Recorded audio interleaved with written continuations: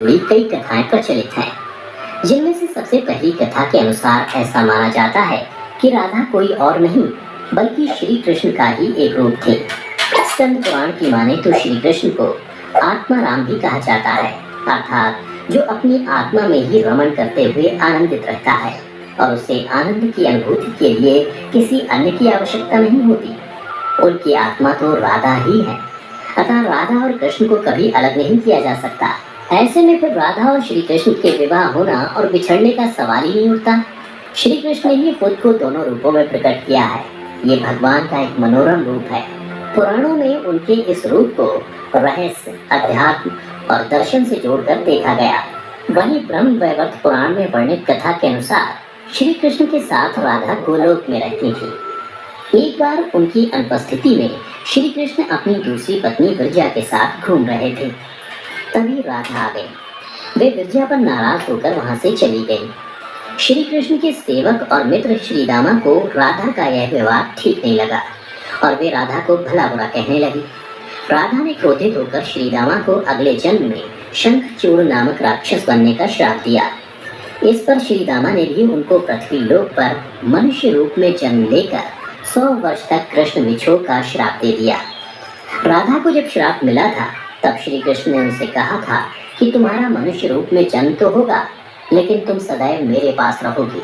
यही कारण था कि राधा और श्री कृष्ण का बचपन में विछोह हो गया था। जबकि रामचरितमानस के बालकांड के अनुसार एक बार विष्णु जी ने नारद जी के साथ छल किया था। उन्हें खुद का स्वरूप देने के बजाय वानर का स्वरूप दे दिया था। इस कारण वे लक्ष्मी जी के स्वयंवर में हंसी का पात्र बन गए और उनके मन में लक्ष्मी जी से विवाह करने की अभिलाषा ही रह गई थी। नारद जी को जब इस छल का पता चला तो वे क्रोधित होकर वैकुंठ पहुंचे और भगवान को बहुत भला बुरा कहा और उन्हें पत्नी वियोग का श्राप दे दिया। नारद जी के श्राप की वजह से रामावतार में भगवान रामचंद्र जी को सीता का वियोग सहना पड़ा था और कृष्णावतार में देवी राधा का। इसके अलावा एक अन्य पौराणिक कथा के अनुसार राधा श्री कृष्ण से 5 वर्ष बड़ी थी। राधा ने श्री कृष्ण को पहली बार जब देखा था जब उनकी माँ यशोदा ने उन्हें ओखल से बांध दिया था। कुछ लोग कहते हैं कि वह पहली बार गोकुल अपने पिता वृषभानु जी के साथ आई थी, तब श्री कृष्ण को पहली बार देखा था। जबकि कुछ विद्वानों की माने तो कृष्ण और राधा की पहली मुलाकात संकेत तीर्थ पर हुई थी। जो भी हो, लेकिन जब राधा ने कृष्ण को देखा तो वह उनके प्रेम में पागल जैसी हो गई थी और कृष्ण भी उन्हें देखकर मोहित हो गए थे और फिर दोनों में प्रेम हो गया था। ऐसा माना जाता है कि तभी से राधा श्री कृष्ण की मुरली सुनकर बावरी होकर नाचने लगती थी और वह उनसे मिलने के लिए बाहर निकल जाती थी। जब गांव में कृष्ण और राधा के प्रेम की चर्चा चल पड़ी तो राधा के समाज के लोगों ने उसका घर से बाहर निकलना बंद करवा दिया। जिसके बाद एक दिन श्री कृष्ण ने अपनी माता यशोदा से कहा। सुनकर यशोदा मैया ने कहा कि राधा तुम्हारे लिए ठीक लड़की नहीं है।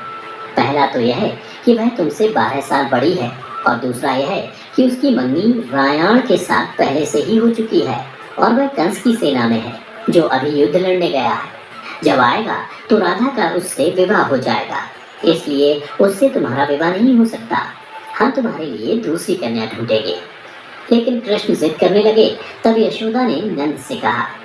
कृष्ण ने नंद की भी बात नहीं मानी। तब नंद बाबा कृष्ण को गर्ग ऋषि के पास ले गए। गर्ग ऋषि ने कृष्ण को समझाया कि तुम्हारा जन्म किसी खास लक्ष्य के लिए हुआ है। इसकी भविष्यवाणी हो चुकी है कि तुम तारणहार हो। इस संसार में तुम धर्म की स्थापना करोगे। तुम्हें इस ग्वालन से विवाह नहीं करना चाहिए। तुम्हारा एक खास लक्ष्य है। तब श्री कृष्ण कहते हैं कि मुझे नहीं बनना तारणहार। मैं तो अपनी गायों, ग्वालनों और इन नदी पहाड़ों के बीच ही रहकर प्रसन्न और आनंदित हूँ। और यदि मुझे धर्म की स्थापना करनी है तो क्या मैं इस अधर्म के साथ शुरुआत करूं कि जो मुझे चाहती है और जिसे मैं प्रेम करता हूं उसे छोड़ दूं? यह तो न्याय नहीं है। गर्ग मुनि हर तरह से समझाते हैं लेकिन कृष्ण नहीं समझते हैं। तब गर्ग मुनि उन्हें एकांत में यह रहस्य बता देते हैं कि तुम यशोदा और नंद के पुत्र नहीं, देवकी और वासुदेव के पुत्र हो और तुम्हारे माता पिता को कंस ने कारागार में डाल रखा है। यह सुनकर श्री कृष्ण कुछ भी कहने की स्थिति में नहीं रहे और फिर उन्होंने कहा, कृपया मेरे बारे में कुछ और बताइए। तब गर्ग मुनि ने कहा कि नारद ने तुम्हें पहचान लिया है और तुमने अपने सभी गुणों को प्रकट कर दिया है। तुम्हारे जो लक्षण इस ओर संकेत करते हैं कि तुम ही वह महापुरुष हो जिसके बारे में ऋषि मुनि चर्चा करते हुए आ रहे हैं।